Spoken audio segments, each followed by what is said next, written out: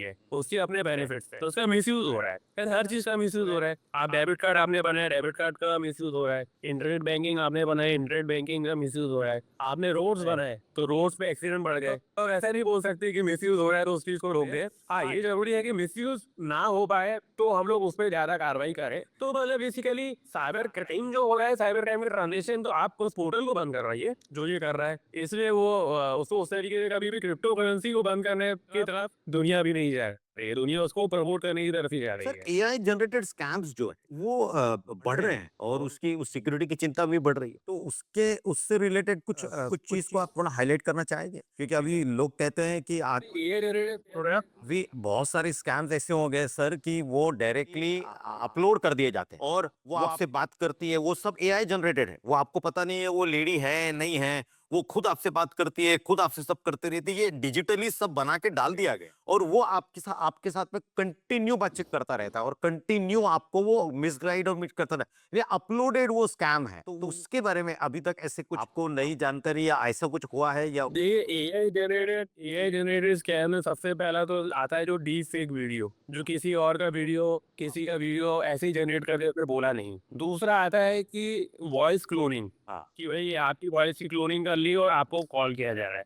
अब इसमें देखिए एक एग्जांपल होता है कि एक पिताजी अपनी बेटी को फोन लगाते हैं। अब पिताजी अपने नंबर से उन पिताजी के नंबर से ही फोन जाता है। क्यों? क्योंकि ऐसे बहुत सारे ऐप्स हैं जो उसी नंबर पे फोन लगवा देंगे जिस नंबर से फोन लगवाना चाहते हैं, और उस नंबर के बाद जो फोन पे बातचीत की जाती है वो पिताजी की आवाज क्लोन कर दी जाती है। मतलब वो एआई जनरेटेड होती है और वो उसकी बेटी से बात कर रहा है। आप उसको कैसे समझेगा? नंबर भी वही, आवाज, और बेटी को बोल रहा है कि मेरे पैसे ट्रांसफर कर दो। तो इस प्रकार के स्कैम्स अभी बढ़ रहे हैं। इसमें देखिए सबसे इम्पोर्टेंट चीज है जीरो ट्रस्ट मॉडल। इंटरनेट पे या फिर फोन पे इस प्रकार से अगर आपको कोई भी कॉल आ रहा है जो आपसे पैसे मांग रहा है, चाहे पिताजी का क्यों ना हो या रिश्तेदार का क्यों ना हो, तो सिंपल कुछ नहीं करना है, आपको रिटर्न कॉल कर देना है। फोन कट कीजिए, रिटर्न कॉल कर दीजिए। अब रिटर्न जब कॉल करें तब पिताजी की पास ही जाएगा, हाँ, ओरिजिनली जाएगा। काफी सॉफ्टवेयर के पास नहीं जाएगा और वेरीफाई कर लेना है। अगर पिताजी ने बोला कि नहीं मैंने कॉल नहीं किया था और वेरीफाई हो गया तो आपने आगे नहीं बढ़ना है। दूसरी बात, हो सकता है कि आप अपने पिताजी को रिटर्न कॉल कर रहे हैं, वो बिजी है, नहीं उठाया, वेट करना है, क्यों नहीं उठाया, तो जब तक बातचीत ना हो रही तब तक प्रोसीड नहीं करना है। एक बहुत अच्छी बात सर आपने बताई वॉइस क्लोनिंग की, और उसके बाद में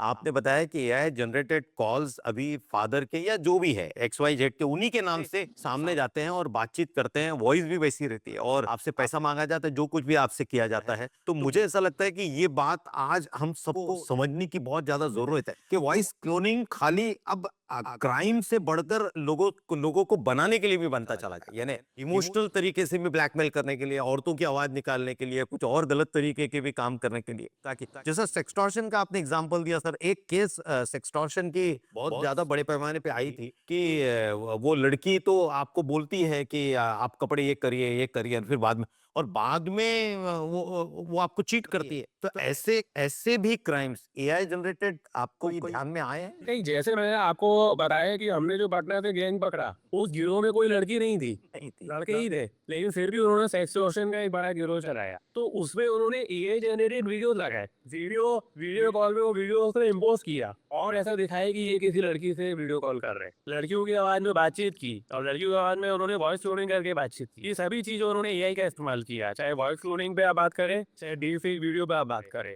और उसके माध्यम से वो कितना लो कॉस्ट हो गया। ये पहले के टाइम में ये करने के लिए उनका जो इन्वेस्टमेंट था वो बहुत ज्यादा था, आज वो इन्वेस्टमेंट बहुत कम हो गया। सर ये एआई बेस्ड अटैक्स इतने एडवांस हो जाएंगे आगे चल के, तो हमारी सिस्टम उसको फेल हो जाएगी, कि हमारी सिस्टम इतनी अपडेट हो जाएगी कि हम एआई के आगे निकल जाएंगे? नहीं, देखिए अभी कह रहे थे एआई बढ़ रहा है, वैसे वैसे एआई डिटेक्शन वाले टूल्स भी बढ़ रहे हैं। बहुत सारी वेबसाइट्स ऐसी हैं जिसमें आप अगर कोई वीडियो शेयर करेंगे तो आपको बता देगा ये एआई जनरेटेड है, ये ओरिजिनल है। आप फोटो शेयर करेंगे, बता देगा ये एआई जनरेटेड है, ओरिजिनल है। आप वॉइस शेयर करेंगे, बता देगा कि ये ओरिजिनल है। लोगों को अवेयर होना जरूरी है, अभी टूल्स बढ़ते चले जा रहे लोगों को जानकारी होना जरूरी है। हैं, जरूरी है। लोगों को एकदम फास्ट एक डिसीजन लेने से रुकना चाहिए। ऑनलाइन जब कोई भी इंफॉर्मेशन आ रही है रुकना चाहिए और एक बार चेक करके वेरीफाई करके आगे बढ़ना चाहिए। सर एक आखिर 2-3 क्वेश्चन लेता हूँ क्योंकि ऑलरेडी बहुत सारा समय हो गया। अगर हर इंडियन को आप 3 डिजिटल हैबिट्स बदलने के लिए कहे कि जिसकी वजह से साइबर क्राइम कम हो जाएगा, वो कौन से 3 हैबिट्स? सबसे पहले तो मैं बोलूंगा कि आप लोग जैसे मैंने बताया हर 15 दिन में अपना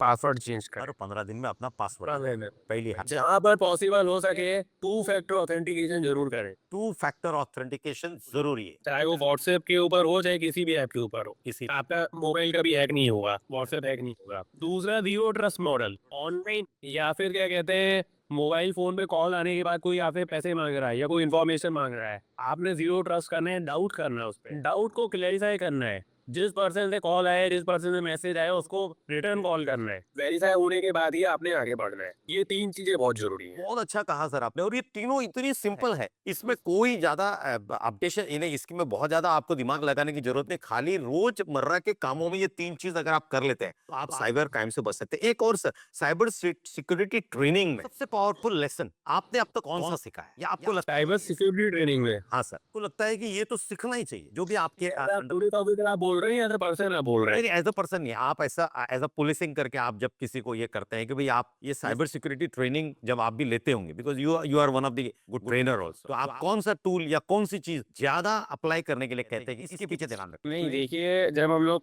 साइबर सिक्योरिटी ट्रेनिंग की बात करते हैं पुलिस ऑफिसर के लिए, तो मैं ये बताना चाहता हूँ कि साइबर क्राइम एक तो पहले डिटेक्ट करना मुश्किल है, आरोपी पकड़ना मुश्किल है, लेकिन आरोपी के खिलाफ में एविडेंस